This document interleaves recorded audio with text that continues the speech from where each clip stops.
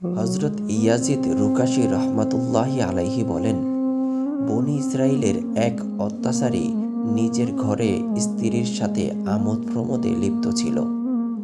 এমন সময় ঘরে এক অপরিচিত লোক প্রবেশ করল। অত্যাচারী লোকটি ক্ষুব্ধ স্বরে বলল, কে তুমি? কার অনুমতি নিয়ে এখানে প্রবেশ করেছ? তোমার তো দেখছি অনেক সাহস।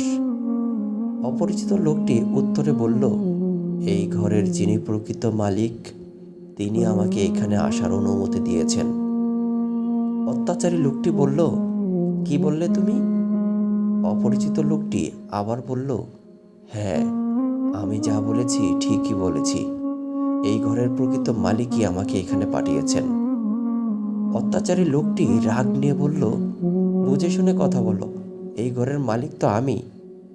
অপরিচিত লোকটি শান্ত স্বরে বলল, তুমি মালিক বটে, তবে প্রকৃত মালিক তুমি নও। প্রকৃত মালিক তো মহান আল্লাহ। আর শোনো, শুধু তুমি নও, অহংকারী দাম্ভিক রাজা বাদশাহের দরবারে যেতেও আমার কোনো অনুমতির প্রয়োজন হয় না। আমি হলাম ওই ব্যক্তি, পৃথিবীর কোনো নিয়ন্ত্রণ ব্যবস্থাই যার প্রতিরোধ করতে পারে না। আগন্তুকের কথাবার্তা শুনে গৃহকর্তা ভয় পেয়ে গেল।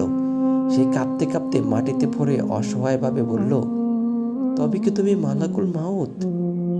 অপরিচিত লোকটি বলল, হ্যাঁ, আমি মালাকুল মাউত। তুমি আমাকে ঠিকই চিনতে পেরেছ। আমার হাত থেকে দুর্দান্ত প্রতাপশালী কোনো সম্রাট মহারাজও বাঁচতে পারে না, তুমিও বাঁচতে পারবে না।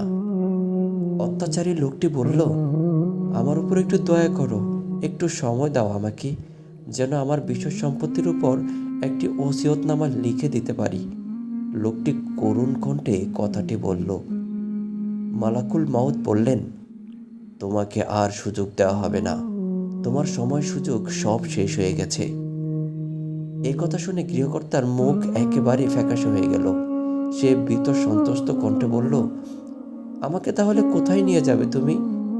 উত্তরে মালাকুল মাউত বলল, তোমার নেক আমল তোমাকে যেদিকে নিয়ে যায় সেদিকেই তোমাকে নিয়ে যাওয়া হবে, এবং আখিরাতের বসবাসের জন্য তুমি যে ঘর নির্মাণ করেছ তাতেই তোমাকে রাখা হবে।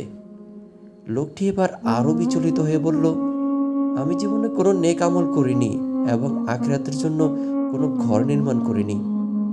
ফেরেশতা বললেন, তবে তো তোমাকে ওই দিকে নিয়ে যাওয়া হবে যা এই আয়াতে বলা হয়েছে। সেই অগ্নি এমন জ্বলন্ত হুলকা যা চামড়া পর্যন্ত খসিয়ে ফেলবে। এই কথা বলে ফেরেশতা বিন্দুমাত্র বিলম্ব না করে তার জান নিয়ে চলে গেলেন। প্রিয় মুসলিম ভাই বোনেরা, মৃত্যু মহাপরাক্রমশালী আল্লাহ তাআলার এক অলঙ্ঘনীয় বিধান। কেউ এ থেকে বাঁচতে পারবে না, বাঁচার কোনো উপায়ও নেই। সুতরাং বুদ্ধিমান ওই ব্যক্তি যিনি সর্বদা মৃত্যুর জন্য প্রস্তুত থাকেন। আমরা অনেকেই ভাবি কাল থেকে ভালো কাজ করব, কাল থেকে নামাজ পড়ব। আমরা ভাবি যে আমরা হয়তো এত তাড়াতাড়ি মারা যাব না, কিন্তু মৃত্যু কখন কার এসে যাবে কেউ বলতে পারে না। তাই আগামীকাল না করে আজ থেকেই 5 ওয়াক্ত নামাজ পড়ুন, দিনের পথে চলার চেষ্টা করুন। আল্লাহ তাআলা সকলকে দিনের পথে এবং 5 ওয়াক্ত নামাজ পড়ার তৌফিক দান করুক, আমিন। আজকের ভিডিওটি কেমন লেগেছে কমেন্ট করে জানাবেন, আর ভিডিওতে একটি লাইক করে দিবেন। আপনাদের ভিডিওতে লাইক এবং কমেন্ট পেয়ে আমার ভিডিও তৈরি করার আগ্রহ অনেক গুণ বেড়ে যায়। মুসলিম হলে অবশ্যই একটি লাইক করে দিবেন, কারণ ইসলামিক ভিডিওতে আপনার লাইক দেওয়া উচিত।